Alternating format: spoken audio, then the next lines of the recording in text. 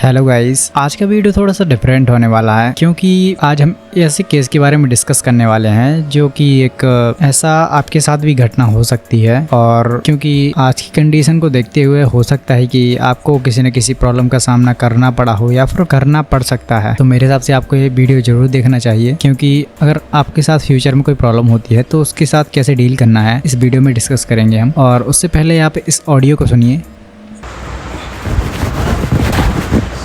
मैं 10 साल का भाई हूँ। मेरी बाइक चोरी हुई थी ना जयपुर रोड से। तो बाइक चोरी हुई थी दिसंबर में, 10 दिसंबर 11 दिसंबर की रात को। लेकिन उनकी रिपोर्ट अभी लिखी गई है और जबकि पुलिस वहाँ पे गई थी, पुलिस ने सारा कुछ देखा था, लेकिन रिपोर्ट उनकी अभी लिखी गई है। देखिए क्या लिख दिया आप लोगों ने, इसको समझ नहीं आया।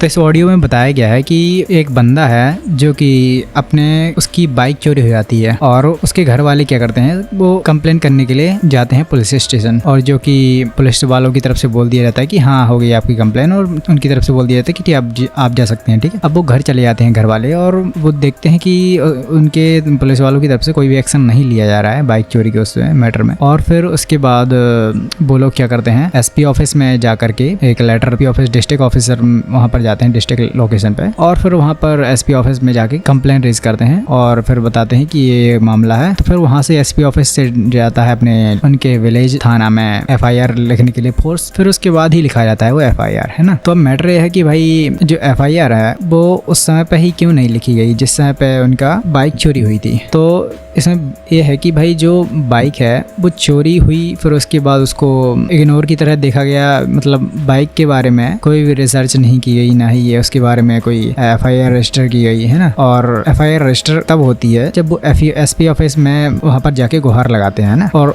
इस बीच में उनका मतलब एक प्रकार से 4 से 5 महीने तक गुजर जाते हैं, है ना। तो इतना टाइम उनका हो जाता है वेस्ट। और उसी साथ साथ अगर मान लीजिए देखा जाए तो फिर उसमें पुलिस वालों से भी बात की जाती है इस बंदे द्वारा जिसकी बाइक होती है। तो पुलिस वाले उसको मतलब इस तरीके से बताते हैं कि भाई आपके जो घर वाले हैं वो ज़्यादा इन्फॉर्मेशन नहीं दे पा रहे थे बाइक के बारे में, इसलिए हम लोगों ने उसकी कंप्लेन नहीं लिखी। या फिर उनका ये भी ऑप्शन था दूसरा कि भाई उनका जो घर वाले थे उनको अनपढ़ थे, इसीलिए इस कारण से उनकी जो एफआईआर है वो लिखी नहीं गई। ठीक है, तो अब जो बंदा था जिसकी बाइक चोरी हुई थी वो तो वहाँ पर नहीं था, लेकिन उसके घर वाले तो वहाँ पर गए हुए थे। तो भाई मतलब अगर मान लो कोई आदमी अनपढ़ होता है तो क्या एफआईआर नहीं लिखी जा सकती? तो यही है, बस आप इस बारे में डिस्कस करना कि भाई ये सब क्या है। और मैं आपको बता देता हूँ कि अगर आपके साथ भी कोई ऐसी प्रॉब्लम होती है तो आप डायरेक्टली अपने सर्च बार में जाकर के डिजिटल कंप्लेन या फिर ऑनलाइन एफआईआर टाइप करके वहाँ से आप अपना फॉर्म भर सकते हैं। ठीक है, फॉर्म भरने के बाद आपको सारा फॉर्म भरने के बाद जो उसमें फिल करना पड़ता है नियरेस्ट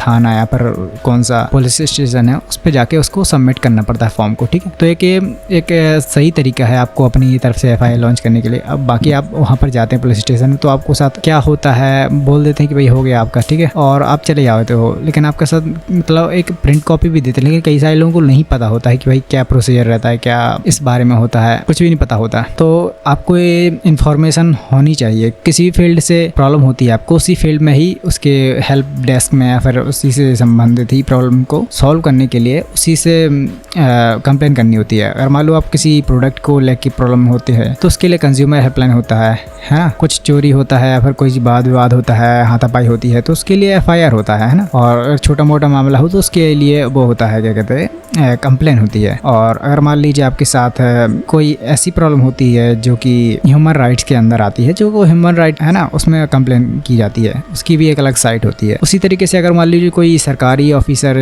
कोई आपका काम नहीं कर रहा है तो उसके लिए सीएम हेल्पलाइन होती है ना। और जो थोड़ा और बड़े लेवल का अधिकारी होता है वो अगर आपसे काम नहीं कर रहा है आपका तो उसके लिए पीएम हेल्पलाइन होती है। तो इसी तरीके से अलग अलग स्टेज पे अलग अलग हेल्पलाइन को इशू किया गया है। आपको इन्फॉर्मेशन ये होनी चाहिए। और इसी तरीके से अगर मैं तो यहाँ पर कुछ ही बता रहा हूँ, लेकिन बहुत सारी अलग अलग स्तर पे अलग अलग हेल्पलाइन होती हैं अवेलेबल। अगर आप उन सबको भी, अब कई बार क्या होता है अपने देश में ही होता है कि भाई कुछ भी हो या फिर किसी भी उसकी साइट हो तो वहाँ पर जो नंबर दिए जाते हैं हेल्पलाइन नंबर या फिर वो एरर होते हैं। मतलब एक प्रकार से ऐसे उस पर लगाओगे कहीं फ़ोन तो लगेगा ही नहीं, है ना। तो यहाँ की नॉर्मल बात है, ठीक है। तो बस आगे आप समझ सकते हैं कि आपको किस तरीके से आपको प्रॉब्लम को सॉल्व करना है। और बाकी बस थैंक यू देखने के लिए वीडियो। और हाँ, इस मैटर में जो भी मैंने बोला है उस पर आप कमेंट में अपनी राय जरूर दे सकते हैं नीचे कमेंट बॉक्स में। Thanks for watching.